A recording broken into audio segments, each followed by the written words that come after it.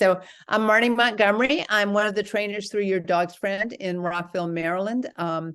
I primarily teach online courses there, and I do private training one-on-one in Virginia. I love working with resource guarding, especially when we have great success using the techniques that we have. And it's been my pleasure to work with Sarah for years now. Yes, we've been working for years now. Yeah. So I'm also a trainer who I do classes at Your Dog's Friend. Most of mine are in person. I do occasional online classes. And I do private training as well, just like Marnie does. And Marnie and I have been doing online classes for a while together. And in fact, you'll be seeing some footage from some of those classes tonight. Right. All right.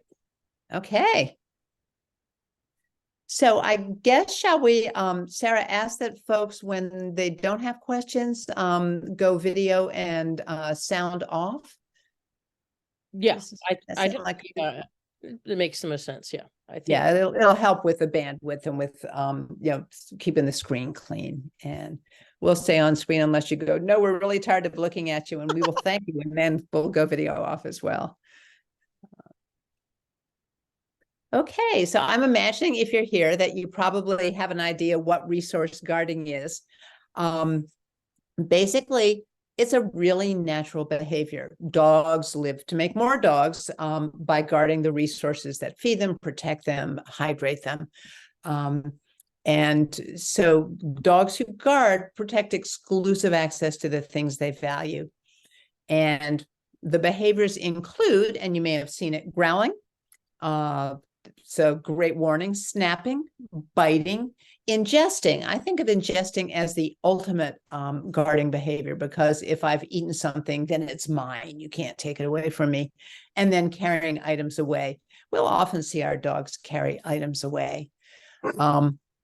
Sarah's going to touch more on growling a little bit later, but I just want to plant the seed that growling is a fabulous behavior. If your dog growls, write him a thank you note, and Sarah will get into that a little bit more.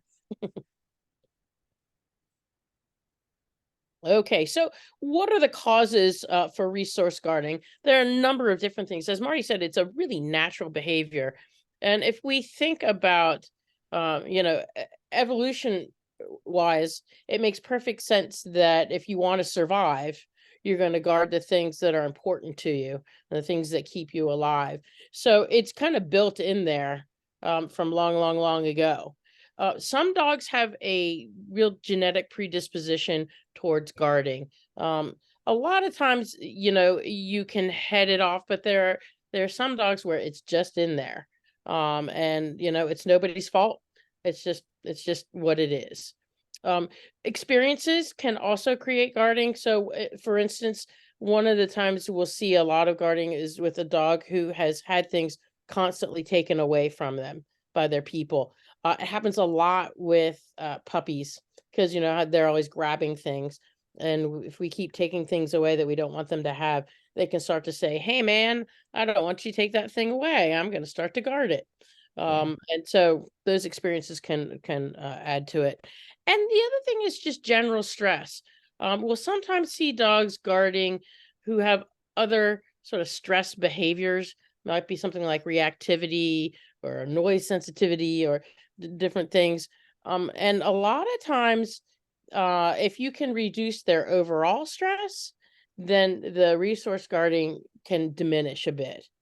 So that's something really important to keep in mind with your dog, is how stressed is your dog on a regular basis? And are there things that you can do to alleviate some of that stress? Because that may actually help your training go much more quickly. Okay. So there are several different types of resource guarding, or people and other creatures from whom our dogs will guard. And a dog who guards, for example, from people may not necessarily guard from other dogs, and vice versa. But they will protect their resources from people, perhaps from other dogs, and even from cats.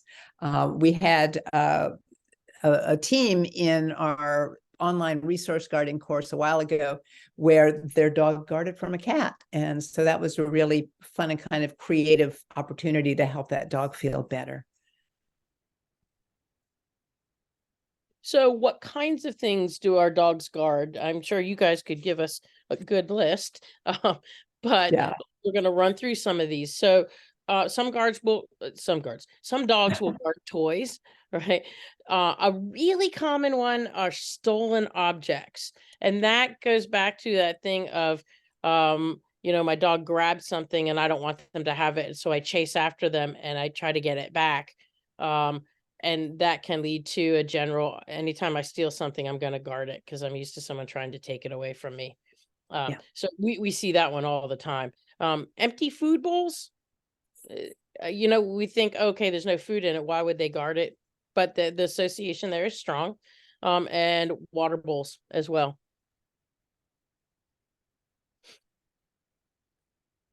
They also guard space. And I'm sure many of you have seen dogs who guard the couch, their own bed, the human bed, if they don't know it's not theirs. Places where food has been, and that goes back to the empty bowls, but other places where food has been, sometimes the space in the room where they eat becomes a hot space. Specific rooms, and dogs can guard their yards as well.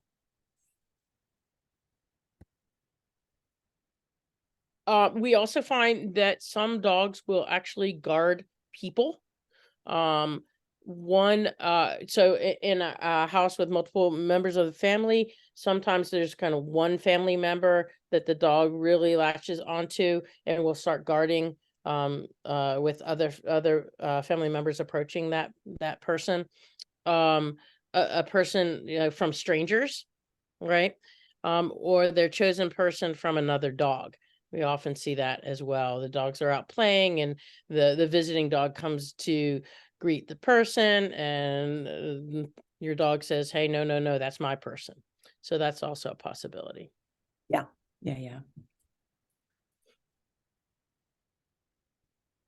Dogs obviously guard food, but what a dog thinks is food may not agree with what we think is food, as evidenced by the picture to my right. So they'll guard their meals.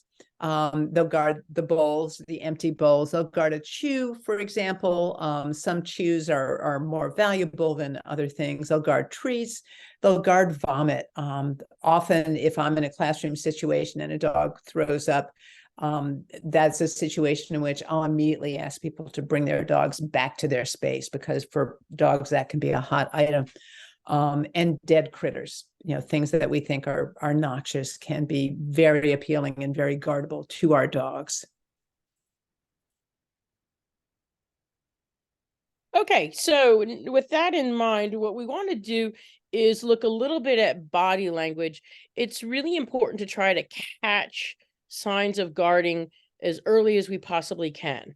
And when we launch into some of our training, it's going to be really critical that what does your dog do that tells you that they've started to guard.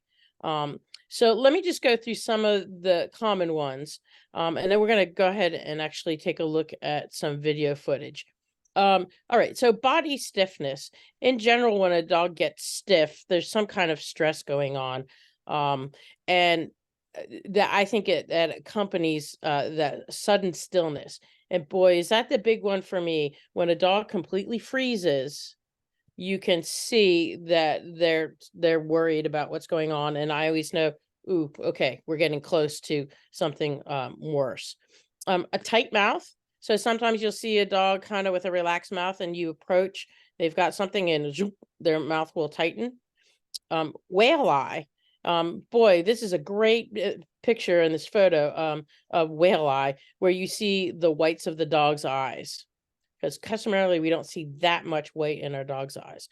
A furrowed brow. Dogs are just like us. They can wrinkle up their forehead. If you've got a really fuzzy dog, you're not going to be able to see it. But as you in this photo, you can definitely see that furrowed brow. Lip licking. I think lip licking is often a really early sign of stress. It's one that I watch for if I'm even the least bit suspicious that my dog is getting stressed. A high tail. Okay. So there's a kind of myth out there that if a dog's tail is wagging, that they're happy. Not necessarily. You really want to be looking at the tail position to tell you something. I think most of us know if a dog curls their tail under, that they're worried about something. A tail up high, I think I like Marnie's line. She always says it reminds her of a warning flag, right? So especially with up high and kind of wagging fast. And that's assuming you have a dog with a tail that hasn't been cropped. Moving slowly. Some dogs will begin to move very slowly when they begin to guard. A lip curl. A lip curl is usually not a huge gesture. It's usually one side of the mouth. The top lip will kind of raise. You'll see a little tooth in there probably. It can be pretty subtle, but definitely something to watch for. Lowered posture over or in front of the resource. So if they're kind of hovering over it, and it makes sense, they're sort of protecting it, or they put themselves between you and that resource, that's an indication that they've started to guard. And you'll see one example tonight where one of the dogs just decides to lie on top of it, and that takes care of that. So carrying a resource away, we kind of mentioned that some dogs, they get something and they'll go running off. Sometimes they'll have like a little lair or a place where they take their stuff and guard it. Not every dog does that, but some of them will. And a head held high as a dog or person approaches. I think that kind of goes with stiffness and raising their head up high. So some of those are quite different from each other. So it's going to be really important for you to be looking at your dog to figure out what are the things that are the first signs of your dog guarding something. So why don't we go to the next slide, Marnie? Sure. I think we have, yeah, let me go through this and then we'll take a look at a video.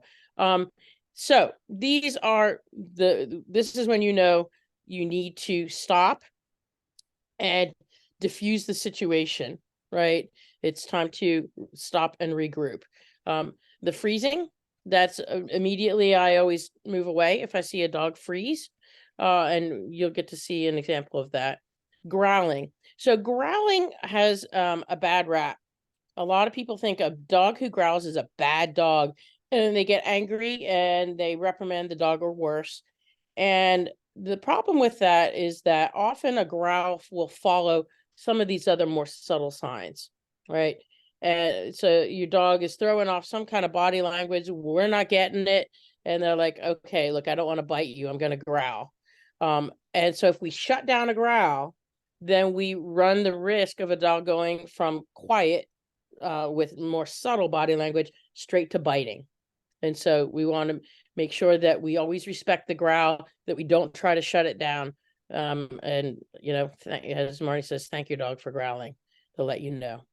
The showing of teeth. Well, I think this is a good example in this photo. That's a good sign that you better be moving away. And snapping, also another one. So let's go ahead and look at this video. And what I'll tell you just before we start it, Marnie, you can go ahead and pull it up if you want. Okay. This is dog resource guarding. Okay.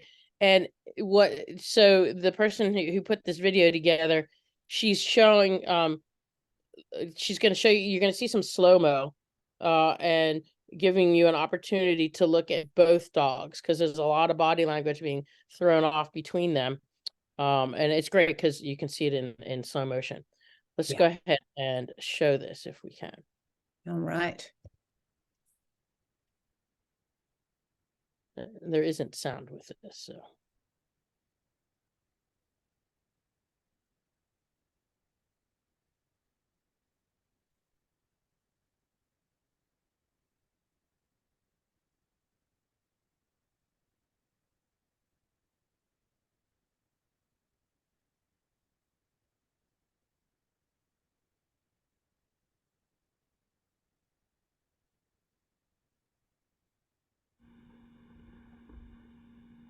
The Shane is brown, the large brown dog. Yeah. See,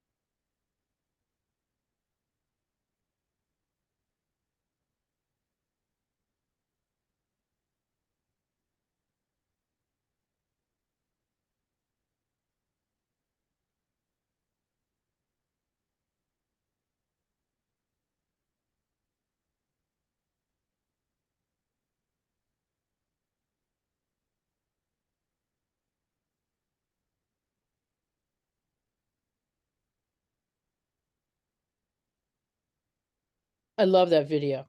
I There's so do. much in it, and you can see the guarding, and then the Rio, the smaller dog, you can see is like a lot of deferential. Ooh, I'm not doing anything. I'm going to look away. I'm going to try to appease you, to try to avoid conflict. So I hope that gives you at least some examples. You can definitely see the freezing very, very clearly, Yeah. and hovering over. So when you receive the slides, you will have this link that you can go to if you want to go back and look at that. It's really, I've seen it a whole bunch of times, and every time I look at it, I'm like, oh, that's really helpful. Yeah. Yeah. Yeah. Okay. All right. Okay, so one way to deal with resource guarding is to prevent it.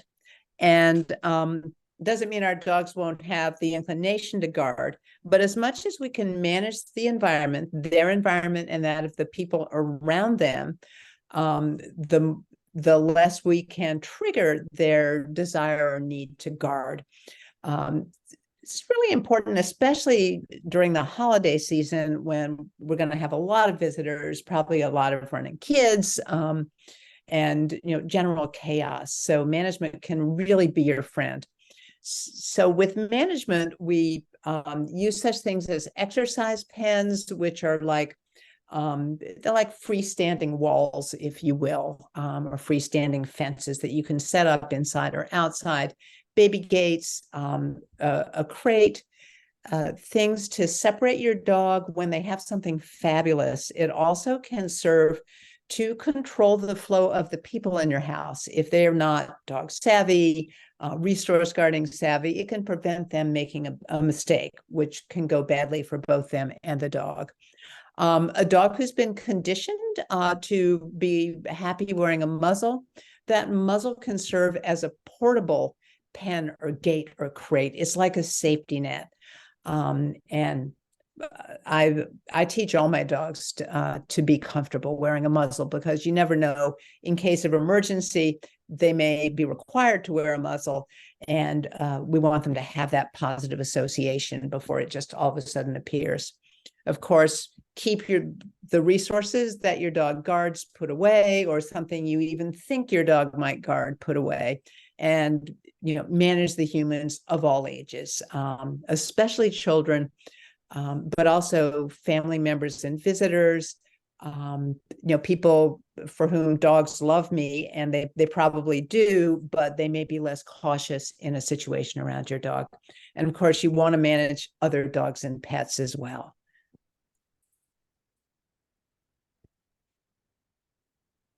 So I think probably a lot of that training has evolved quite a lot in well, more than even recent years now. It's been going on for quite a while. Yeah. There used to be this notion that you must be alpha over your dog. You must dominate your dog, or your dog is going to dominate you. And if we approach training that way, it leads to all sorts of punishment of our dogs. Here's the thing: alpha schmalpha. That's what Marnie and I have to say about that. The whole alpha dominance myth, and it is a myth, was started based on a study that was done in the 1930s and 40s, if you can believe it, quite some time ago. Yeah. And it was a very, very faulty study. It was done with a pack, no, not even a pack of wolves, a bunch of unrelated wolves living in captivity. Wolves don't live in random groups. They live in family units, right? And captivity, they were being put together with wolves that weren't family members. And so it created all sorts of tension. And so when they looked at the study, when they did the study, they were looking at this behavior and saying this is natural behavior, when it in fact was not at all. And in terms of alpha, there is the such thing as an alpha in a wolf pack, but it's a parent role, right? It's a caretaking role. The only fighting and posturing takes place with interlopers who may come into the pack or try to take something like that. So and let's also be really clear that dogs are not wolves. So even if it were a good wolf study, it doesn't necessarily mean that it's going to be true with our dogs, because dogs have been domesticated. So there are all sorts of things wrong with it. And in one of the main researcher recanted it, I think in the 1980s, and he says he wishes he never done it because it has led to lots of punishment, in terms of, okay, you have to be dominant, you have to let them know who's boss. Your dog is not trying to take over the world. Your dog is not trying to boss you around. And I will say too that dogs know the difference between dogs and people. And so what we really want to be doing is teaching our dogs what we want and helping them feel more comfortable with our relationship with them. Punishment is kind of useless because it doesn't teach your dog what you want, right? It tells them maybe what you don't want, although a lot of times it's hard for them to figure out exactly what it is you're punishing. It also tends to create more aggression. So to put it really simply, violence begets violence. If you interact in a violent way, and there are different levels obviously of violence, everything from a reprimand to something much, much worse. If you do that, that's how your dog is going to respond in kind. And in fact, I think the last statistic I saw was that a dog who's trained with any kind of discomfort or punishment is 3 times more likely to become an aggressive dog. And so we don't want to be doing that. We really want to be teaching them what we want and addressing the underlying feelings of the behaviors that we want to try to get rid of, essentially. All right. So what do we want training to accomplish? We want to use training to change our dog's emotions and responses to our presence or the presence of another dog or cat, or approach when our dogs have treasures. And we can absolutely, with a measured and careful training, we can help our dog's response to that approach become quite different. And we also want to teach alternative skills for us and for our dogs, things to do when the dog has, grabbed our favorite pair of socks, other than swooping in and forcibly removing it, but rather teach them to, willingly respond in a way that is going to be successful for them and going to save our socks. All right. So the first thing here, training wise, that we want to launch into our pass-bys. The basic idea with the pass-by is that we give our dogs one of those things that they have a tendency to guard. And it could be something like, a chew. It could also be locating them near a person, or putting, having them on their bed. And we generally, in the beginning, like to set up some kind of baby gate, X-pen, something, or even just tethering with a leash, just to be sure that everyone is safe. And as we get more comfortable and we kind of understand, okay, what's a comfortable distance from our dog and that kind of thing, we'll be able to get rid of that. But in the beginning, we want to be super careful. And so you're going to see examples of that. So we've settled our dog with their resource, and then you're going to walk past your dog very nonchalantly, like there's nothing going on, and at a distance where your dog is not throwing off any of those signs of guarding, right? So it's got to be far enough away. If you see the guarding, it's telling you, okay, we need to move further away. And as you pass by, you toss some treats and then keep on walking. You're not walking towards them, you're walking kind of laterally, and you'll see an example of this in just a second. And then you turn back around and you repeat the same thing. So it's this steady flow of, I walk by, toss a treat, keep on going. I'm going to walk by, toss a treat, keep on going. And what our dogs are learning from this is that an approaching person means something good is going to happen, not that person is not a threat. And you'll see in the videos that we're looking for, is the dog leaving the resource to go get the treat? Is the dog looking at the person suspiciously, or is the dog like, oh, good, the person's coming with a treat? That's what we want to see. And sometimes it takes some repetition to get that. So let's go ahead and go to the next slide here, Marnie. Okay. So these were videos that we did during one of our online resource guarding classes. So you're going to hear our voices in the video as we kind of coach these people with their dogs. And the first one shows these pass-bys with a dog named Indy, whose person's name is Shep, which we both of us Very confusing. we're like, wait a minute, is the dog Shep? At any rate, and there's an X pen there, so you can see he has a really nice setup. And you'll get a sense of what this looks like. But why don't you go ahead and show that? All right. Yeah, I thought he had a spectacular setup.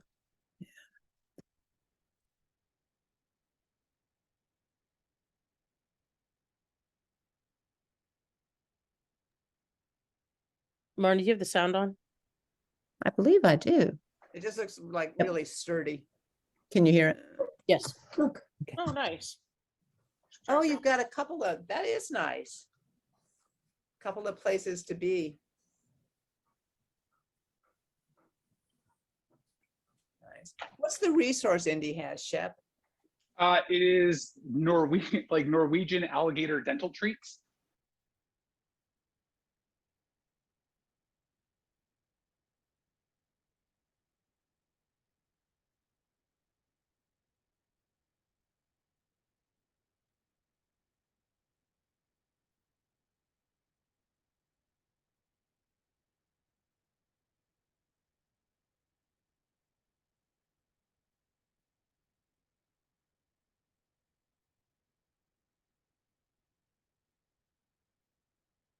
I don't have eyes on him. Can someone tell me whether he's back to treat? Yeah, he's back. Let's give him like maybe a count of 5 before you start tossing again. Yeah. Oh, yeah, he's. Where's your treat? Where's your stuff?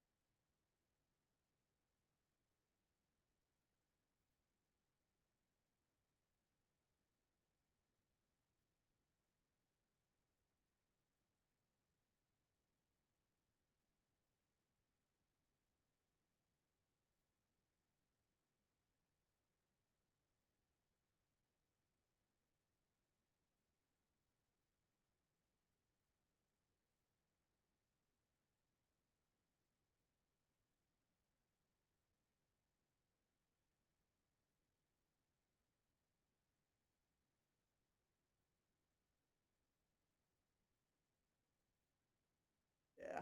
Yeah. So he's queuing again a little bit. So give him a moment. That's great.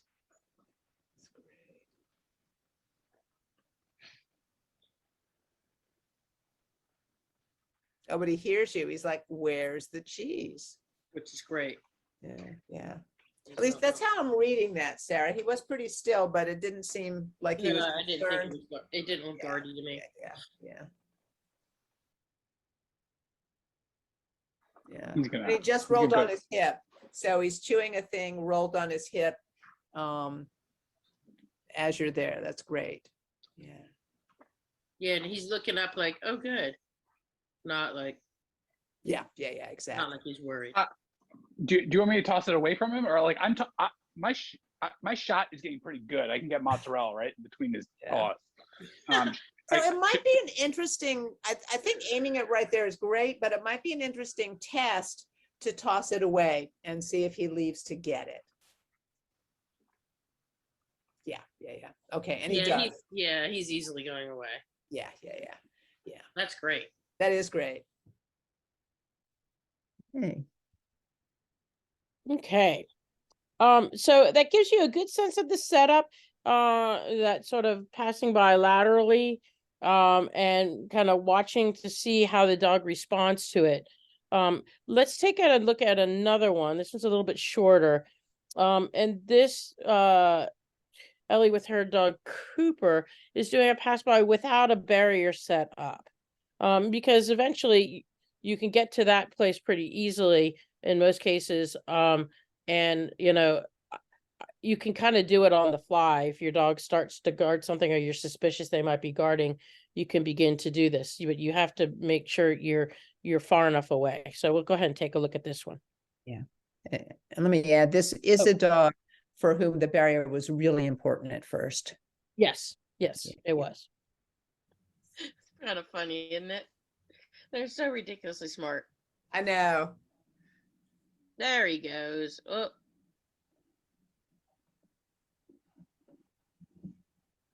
He's like, well, I guess I could have this sock. I'll just lie on it. Lie on it. And this is what he was doing the other day. He was lying and he'd literally bring it to you and whine. But still guard.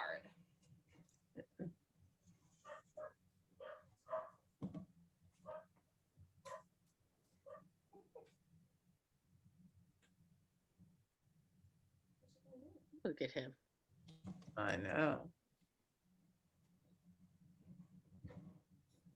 I like that you adjusted your trajectory. I mean, where you were walking. Yes, me too. Keep that distance. I don't think he'd do anything, but he's pretty in tune with the fact that he's getting food every time I go by. Yeah, yeah, yeah. But he's still making sure that he's between you and the sock. Yeah. Well, no wonder he brings you the sock. He's like, let's do that again. I know. That's a good deal. He's gonna start walking with you. Okay, so that gives you another pretty clear example. And I think sometimes when people do these pass-bys, it kind of feels like you aren't doing anything, but you really are.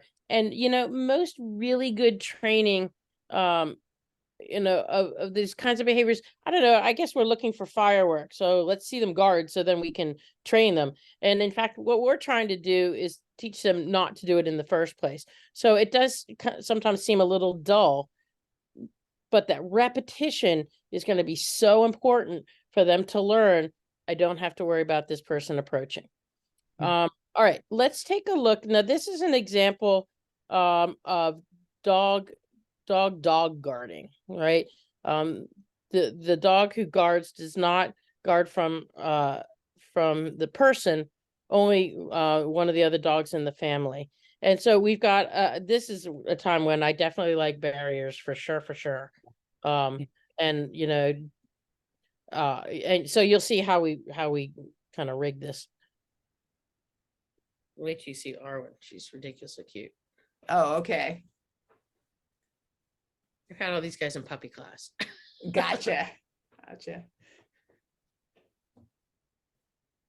Oh, and Pippin already knows something's different.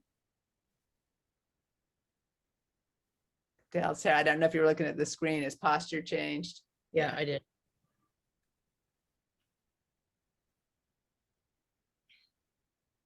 So he's given us a really good short course in body language. Looks like he's eating faster. He's too. eating faster.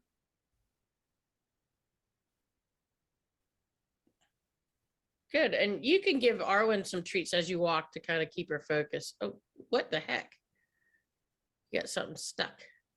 You think? Yeah.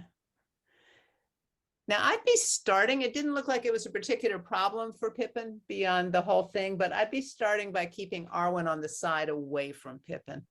It's hard to keep her anyway. I know. And hopefully with you between them. Yeah.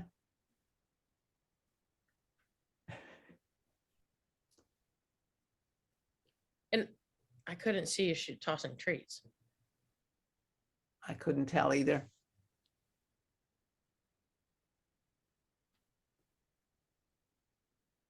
There you go. Oh, it's because he's getting to him so fast. Yeah. That was a nice adjustment with Arwen's position.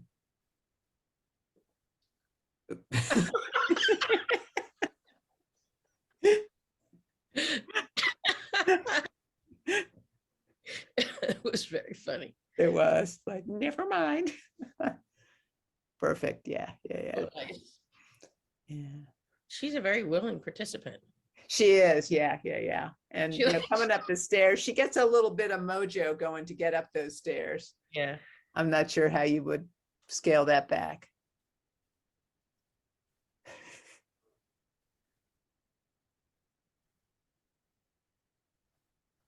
That's gotta be peanut butter, huh? I'm thinking it's It- peanut I, butter. I didn't realize that's what it was. That's interesting. Man, my dogs want to be her dog. I know, really. Nice. This is looking really good. Really good. Yeah, yeah, yeah.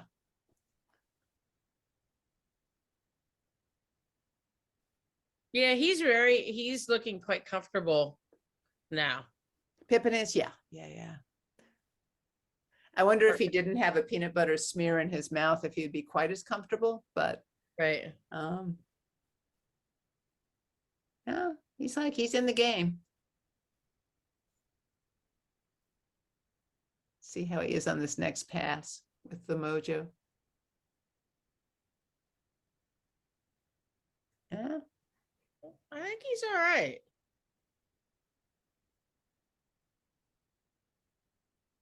Should we do just one more and then yeah, yeah, yeah. Let's do one more and declare victory.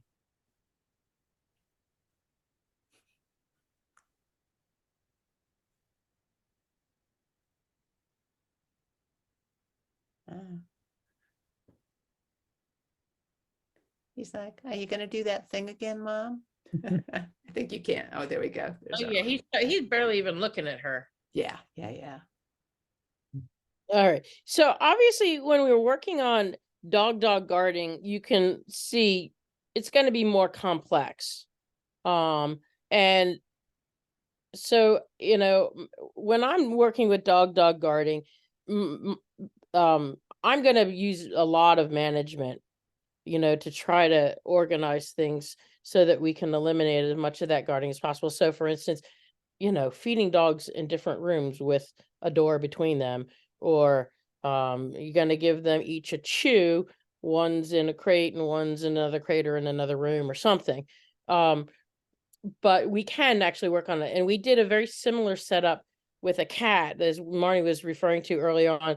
And fortunately, the cat already knew how to walk on a leash, so it really made it pretty easy. And we had great success. That dog stopped guarding with the cat after they did a lot of this, and it really did make the difference. Okay, so that's the pass by. That's a really core part of the training that you want to do. Yeah. So another skill, crazy simple skill to teach our dogs, and really, really powerful, is a great way to move our dogs around that's not oppositional, doesn't require physical pressure. As with any of the training that we do with our dogs, we want to introduce these skills when they don't need them so that they become strong when they do need them. You know, gradually raise the difficulty, just like in the videos that we were showing you. Things got a little bit more difficult, but it wasn't, you know, from 0 to 60 in a single step. It was very measured. You want to do the same thing with skills such as find it. So the simple approach to doing find it is to say find it, and then toss a treat on the floor or the ground where it's easy for your dog to find it. You know, once they get the game, they're going to begin searching, but we want them to understand saying find it, toss a treat, say find it, toss the treat. So find it predicts that we are about to toss a treat for them to find. The moment they finish the treat, we're going to say find it again, because this is not an attention exercise. This isn't about them looking back to us. It's not a bad thing if they do, but we want to build some momentum for them finding things when we use this approach. So once our dogs have learned this is a wonderful, wonderful game, then we want to begin to introduce it with a resource, and initially a resource that's fairly neutral, low value, and then gradually raise the bar. So our dog has a resource, we'll say find it, we'll toss a treat. When they're far away from the resource, we're going to pick it up and immediately return it. you will have noticed in the videos, we weren't taking things away from the dogs at that point because we don't want our approach or our find it game to predict loss of something they value. We want it to predict great stuff that occasionally results in our trading the thing for something else. Or yes, the 10th time, maybe we take the sock and put it in the laundry. But we don't want these games and techniques to predict that they're going to lose the thing they care about. So we have another video, which is Sarah and Cash working Find It with, again, no barrier. And Cash is a dog for whom the barrier also was really important at the beginning. Actually, it's true of all the dogs in here. But for any of these guardy dogs to be able to go from being on a tether, being behind a barrier, to working without, being tethered or behind a barrier, really shows that these thoughtful techniques can be successful. Find it. So here we go. I actually did make you. Find it. I'm not. It didn't go through. Find it. Now I am. Yeah. Good. Okay. Find So it. let's try moving him away from you, like towards the door. So you're gonna Okay. stay in one spot. You're gonna stay where you are. Oh, you want me to stay where I'm at? Yeah. Okay, I'm going to pause just one moment here. So she's got fabulous technique, fabulous awareness, but in that moment, she passed a little too close to her dog, Cash. We want to keep that in mind. We want our movement to be such that we're not moving close to our dogs when they have a resource, even when we're not in a training setup. It's kind of easy to forget when we're not in a training setup, to forget the patterns that we've established. So just kind of keep that in mind. Let's go back. Every You want me to, time like, you walk toss it? by, he freezes. So be careful. Right. You want me to like toss it that way? Yeah. Okay. Find it. Find it.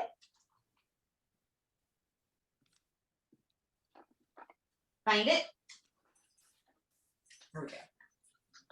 Find it. Ooh, hit his butt. Find it. Good. Find it. Okay, and let's come back to the dinosaur. So just ignore Okay. it for a minute. There he is, hanging over it. Yeah. Yeah. He definitely wanted to go back and hover. Yeah, I don't know what it is about that dinosaur. Isn't that funny? Well, it's good. It's so predictable. Yeah. And it makes it easier to work with him. Look at him. He's so funny. Yeah. And can I make one suggestion? Yes. That as much as you're able, if you can keep your tone when you cue Find It to be light. Okay. So that he feels like, oh, this is a game. There's no pressure on me. Yeah. Okay.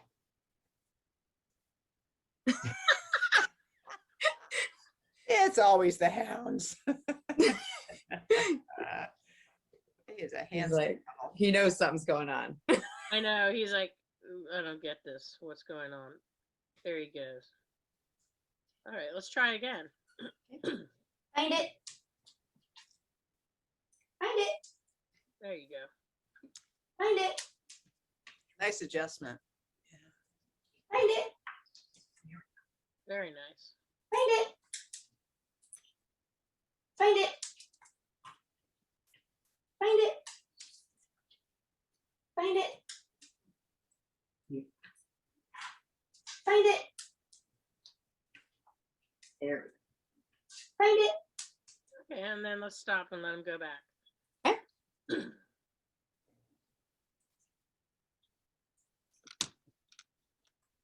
So he's moving away pretty easily. Yeah, that's usually the trick we use, is to toss something and he'll go to it. Yeah. So Right. But it's also this sort of alternation of letting him go back to it, right? Because Yeah. it's like you move away, oh, you get to go back to it. It's no big deal. yeah. Yeah. He's very funny. He is. He has personality for sure. Yeah, I feel like letting them go back is kind of the biggest part of this whole thing. Me too. That's how. All right, let's do one more time. Find it. Find it. Find it. Find it. And so as you're tossing, keep going further, having him go further, and you just like take, once he's moving away, you can take one tiny step towards the dinosaur. Okay. So Find toss, it. there you go. Tiny. There we go. And Find it. good. Find it. Well, let's just, Find it. Interesting, Find they it. just waited for you to replenish instead yeah, of. he didn't go back. Yeah. Find it. They going to turn off? If you can go further, get him Okay. further away, and then just pick it Find up, it. and then give it right back to him, Pick it up. and then give it right back. Here you go, bud. Good. And just move away. Yeah. Okay. Nice. Let him have it. Nice, yeah. Okay. There we go. So let's stop there. Is it okay if we let him just have it for now? Yeah, he can have it. Yeah. Okay. He still has all its legs, so. Yeah. Oh, And really? one of the reasons I was thinking of moving him away from you is so that you don't end up between him and the thing and end up racing him to it. Oh, yeah, no, you don't get between the sacred dinosaur and him. Definitely not. No. Yeah. But that find it moves him so that you can just take those quiet steps forward enough to. Yeah. All right. Well done. Okay.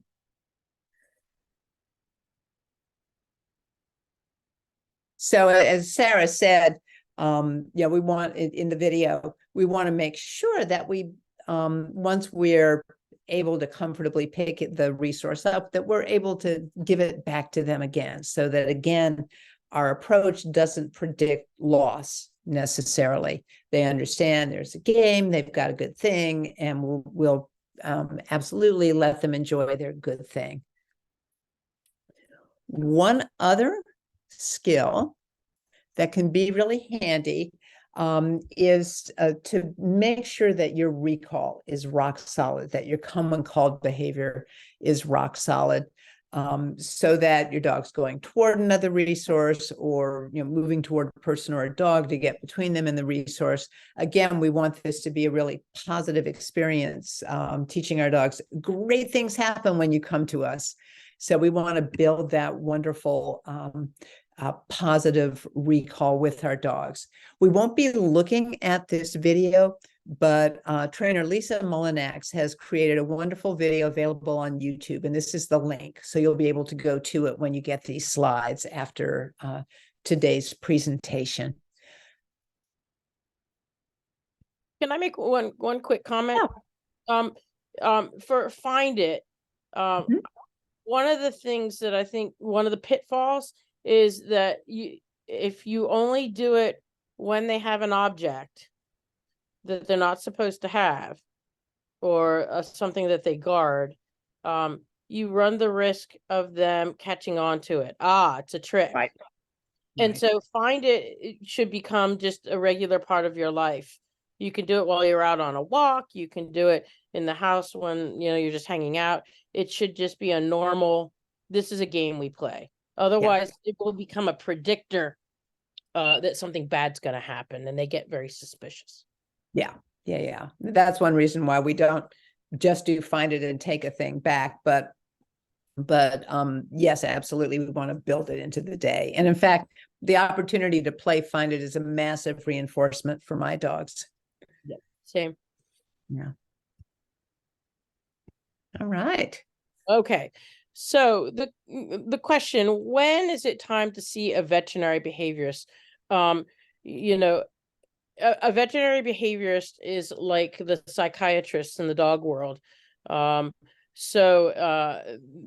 are veterinarians who specialize in behavioral medications and behavioral issues in general. And there are times where it is really appropriate to find one to help you out. And so the times that I usually suggest, if the guarding has resulted in a serious bite, If it's a little nip, I might not be ready to jump right away. But if it's a serious bite, I think it's really important to be in touch with a veterinary behaviorist. If your dog shows a lot of anxious or reactive types of behaviors in general, when we talked about that a little bit earlier, that might mean that I need to find a way to help with that overall anxiety. And if you're working with your dog on some of these things and you're just not getting traction with the training, you're just not making any progress, then that's when I say, okay, this dog needs a little bit of help so that they can stay calm enough and relaxed enough that they can learn things. I think some people look at it as a failure. Oh, I failed, so now I have to use medication. And boy, that is not true at all. There are some dogs that are really helped by it. And I can't tell you the number of people I've worked with where we decided, okay, we're just not getting anywhere with the training. Let's go chat with the veterinary behaviorist. They maybe start some kind of medication. And the person says, oh man, I wish I had done that 2 years ago.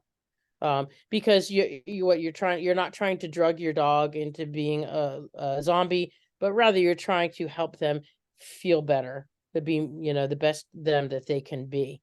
And if, you're working with your dog and you're like, I don't know if I want to see a vet behaviorist, that's a really good time to consult with an experienced, positive trainer in your area, and they can really help you make that decision if you're feeling uncertain. So we've also included a link here to the American Veterinary Society of Animal Behavior. There are probably over 100 now, but maybe a little bit over 100 of them in the country.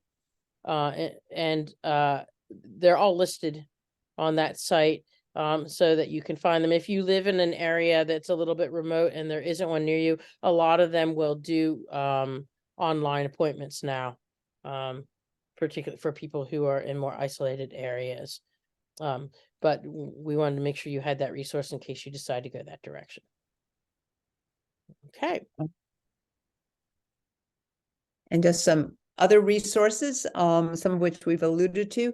The book Beware of the Dog by Pat Miller is one of my personal favorites. She really demystifies some of the aggression that our dogs may express, and creates a context, and in the case of mild challenges, also provides some training games and protocols that you can use.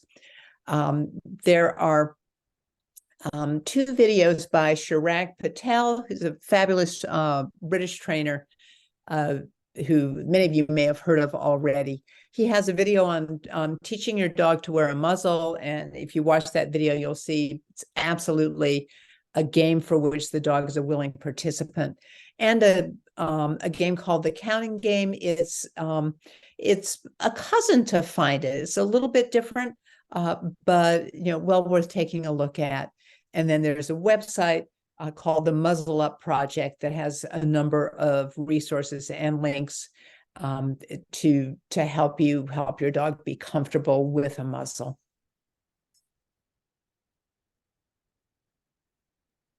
And that's it. We do want to thank our teams who allowed us to show their videos from classes.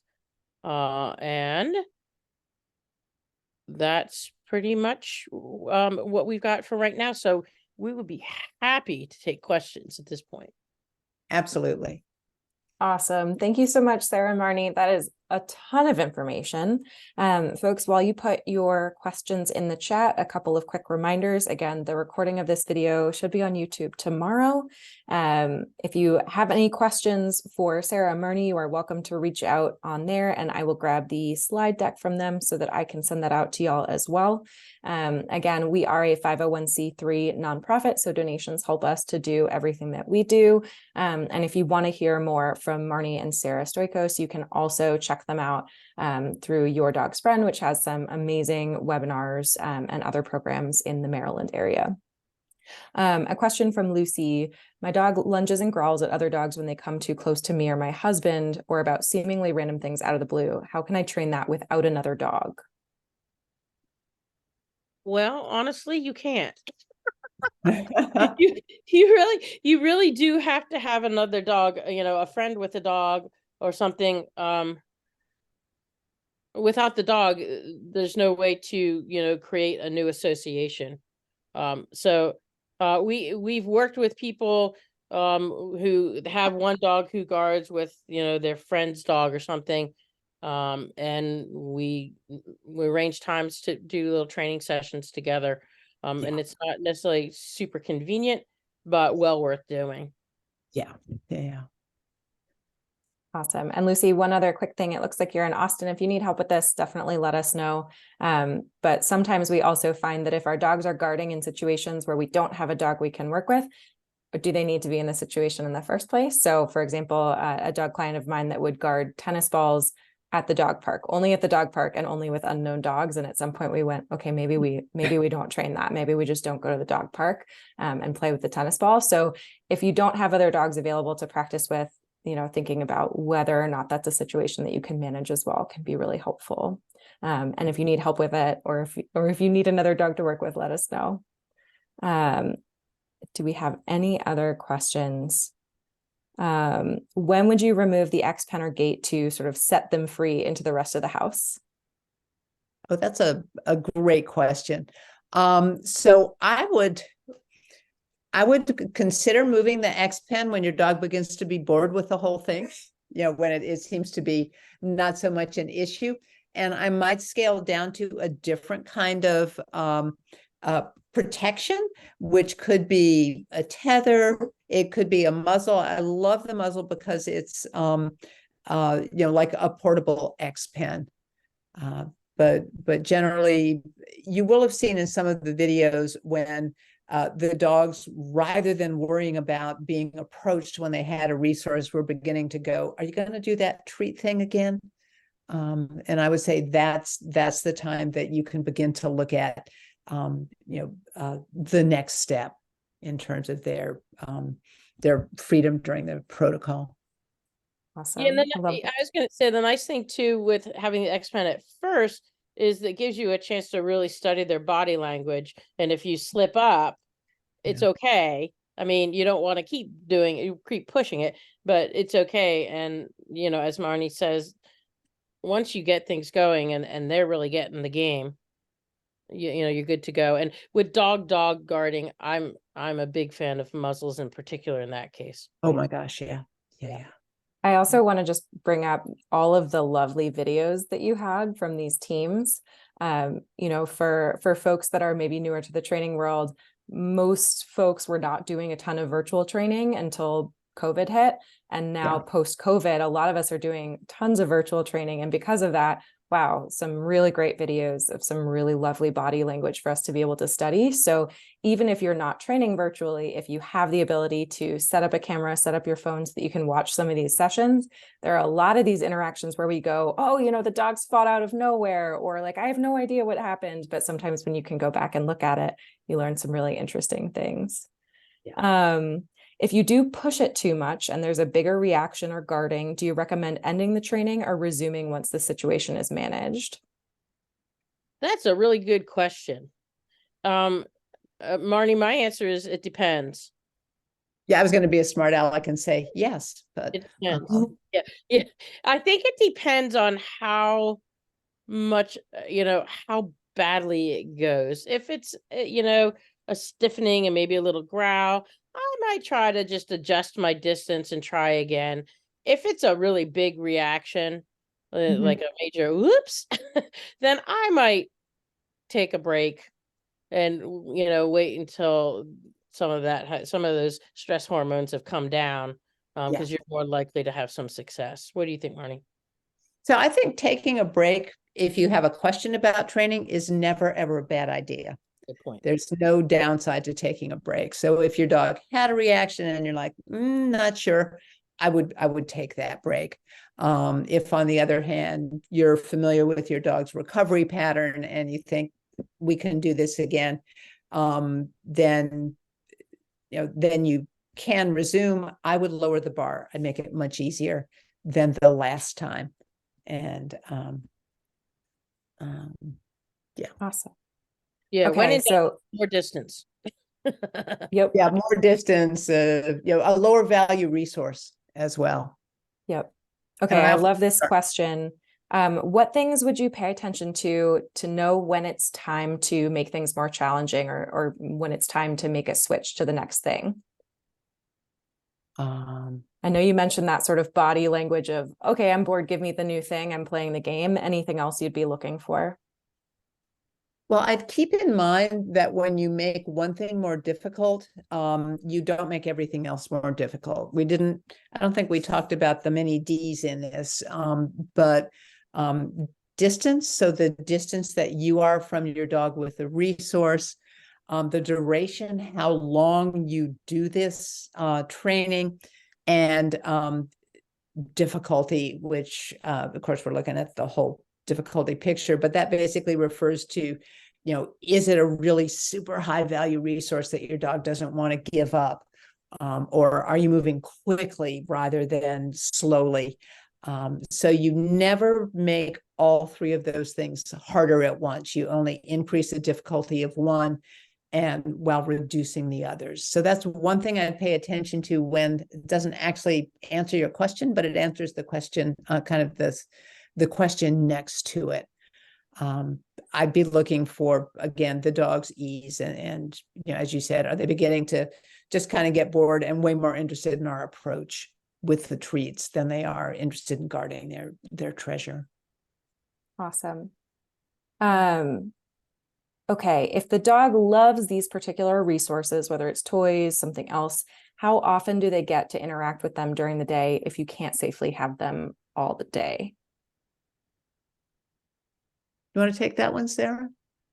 I guess, oh boy, it's a sort of open-ended vague question, but let me see if I can take a stab.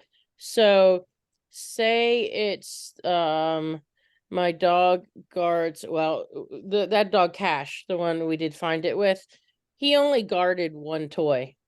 The rest of his toys he could have, but that one toy that he absolutely coveted. He just loved that thing. And so what I would do until I've worked on it and gotten him more comfortable is I'd probably let him have that when he's off by himself. Just so that it's well managed. And a number of times a day, I don't know that I can answer that. It's really, to me, it more has to do with how we set it up so that I actually like giving dogs the things that they guard. I kind of like letting them have them when they're by themselves so they don't have to worry about us. Right. And we're not setting them up to guard. So to me, I don't know, Marnie, what do you think? I think it's more about how you give it to them. Yeah, I think I'm with you. I would manage the situation to prevent, especially if you're in a household where not everybody is on the same page, or you have kids running through. I would have the dog somewhere where people can't accidentally get up in his stuff when he's got the good stuff. But I think letting them have those things that they like in a controlled situation actually lowers the value of it in a way. It lowers the sense to which, I only get this like once every 7 days. I'm really, really going to hang on to it. So I would give it to him. I'd let him have it from time to time. Just make Awesome. sure it's Yeah, it's kind of like when we were doing the idea of, okay, I'm going to pick up and I'm just going to give back to you. The more you do that, the more it loses value. So if it becomes things that are forbidden that they love can potentially make it worse. Yeah. Absolutely. We did also get a question about a dog who is responding poorly when on leash to approaching dogs.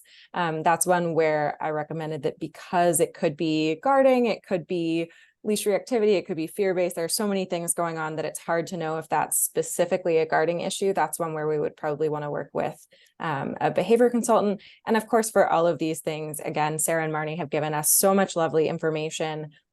Be careful about what you implement on your own. Many of these things, especially if there's a bite history or something else like that going on, please find someone to work with who can help shepherd you through this process. It is much less stressful when you have some help for it.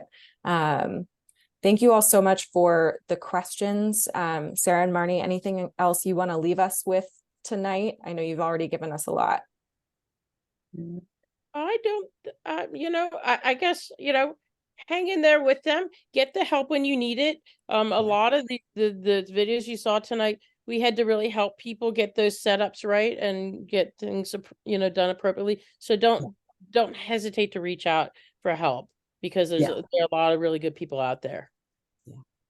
And I guess just one thought, if you feel like you're moving too slowly, slow down.